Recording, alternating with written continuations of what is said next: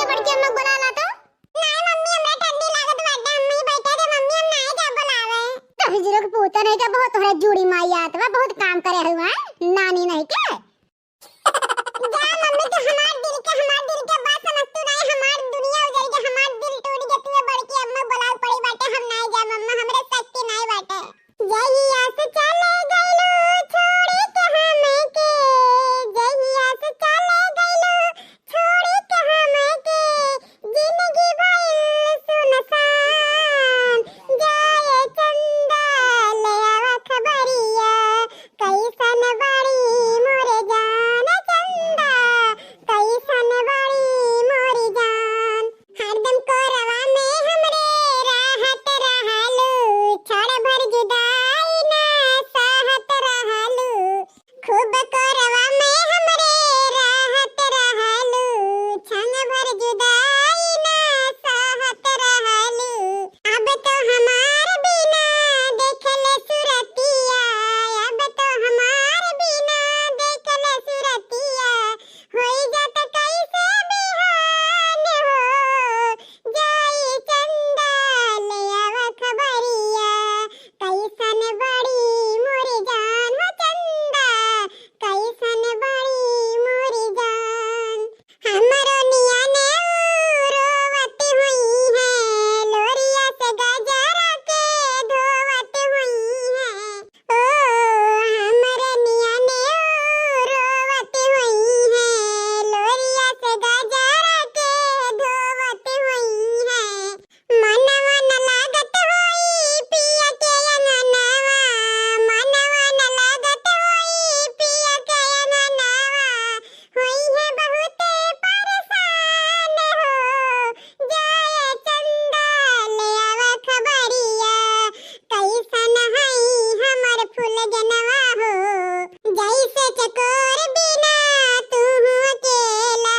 कलवा कैसा ही जिंदगी कटेला हो जैसे चकोर बिना तू अकेला कलवा कैसा जिंदगी कटेला कहला कलू होई कुछ मजबूरी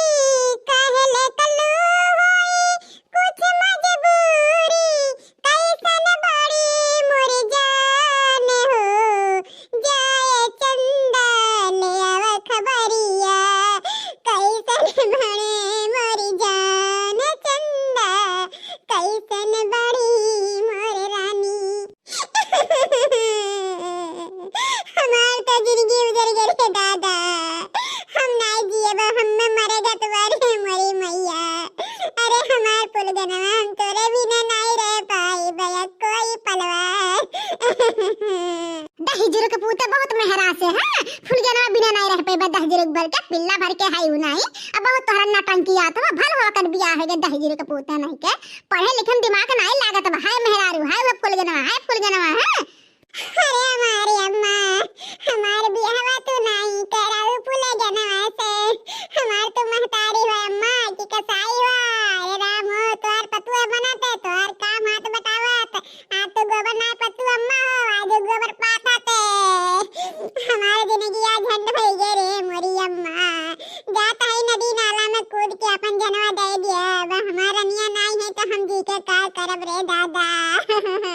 दहेजरो के पूता नहीं का जहां जा खतना जाए हम ना डरवा हां कान हजा बड़की अम्मा बुलाला त निभौरा काटो गई नहीं है बुलावे हैं फुलगनवा के बियाह मरुआ खन लौड़ो के पूते हां काम धाम नहीं लौकत बास ये फुलगनवा अरे ओकर बियाह है ओकर भूल जा हां ओकर भूल जाओ अरे अम्मा तू कुछ भी कइले हम नहीं भूल पाएब अरे जब तक जियब तब तक नहीं भूल पाएब हम अपने फुलगनवा से बहुत प्यार करत रहे ने अरे दादा हो मरे बदिया हो सका त भूल जाई तब कोनो भरोसा नहीं बा भूलब की नहीं दहेजरो के पूता हमरा पिट को चढ़ाओ ना हां निभौरा काटू नहीं का काम कर कान है तो हटावे गड़वा जर गया सुलगा पड़ गया है हुआ बैठ के खपड़ा पर फुलगनवा के बियाह में रोवत है गाना गावत है हां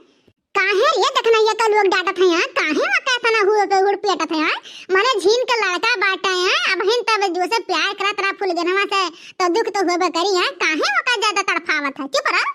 हां वो देखा दादा हमरे का लोग डांटत जाता है बड़की जीजी तो है सब 10-10 20-20 रुपया दे के ना एकर मन बड़ा कह दियो। हां तबे बहुत मन बड़ा आई गब। हां कहा था रहन जो बड़की अम्मा बोला ले नाही खपड़ला बैठ के फूल गना बियोग में गाना गावत बा। हां तही जरा पुतवा अम्मा महतारी कब्बो बियोग में नहीं रोए। इसकी महतारिया हमार दुखी बतना यस बा वस बा कब्बो नहीं रोका वो का भतार काटी खरता रुआ तो दही जरा पुतवा। अरे हमार अम्मा हमें गरिया ले हमरे फुलगनवा ना गरिया अम्मा हमरे प्यार के ना गरिया अम्मा हमरे बहुत कष्ट हुआ था बहुत दुख हुआ था अम्मा। अरे हमारे कल्लू बेटा हम तोरे साथ है तू ना दुखी हुआ था ना कल्लू हो आवा चली आओ बेटा उतर जा हमार बेटा।